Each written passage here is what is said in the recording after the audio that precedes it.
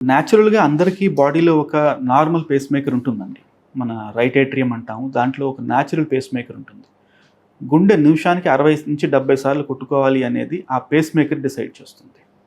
ఆ face maker normal function ఉన్నప్పుడు, ఆ పేస్ మేకర్ నుంచి గుండె మిగిలిన పార్ట్స్‌కి కండక్షన్ సిస్టమ్ అంటాం. ఈ 2 నార్మల్‌గా ఫంక్షన్ చేసినప్పుడు మన గుండె క్రమంగా నిమిషానికి 60-70 సార్లు కొట్టుకుంటూ ఉంటుంది.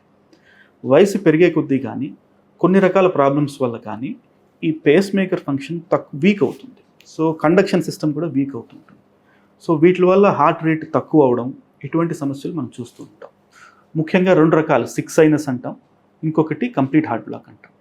ఈ 2 రకాల ప్రాబ్లమ్స్ ఉన్న పేషెంట్స్కి హార్ట్ బీటింగ్ తక్కువ అవ్వడం, కళ్ళు తిరిగి పడిపోవడం, ఇటువంటి సిమ్టమ్స్ తోటి వస్తూ ఉంటారు. హార్ట్ బీటింగ్ తక్కువ అవడం అనేది యూజువల్లీ డీజనరేటివ్ ప్రాబ్లం, అంటే వయసుతో పాటు పెరిగే ప్రాబ్లమ్స్ ఇవన్నీ.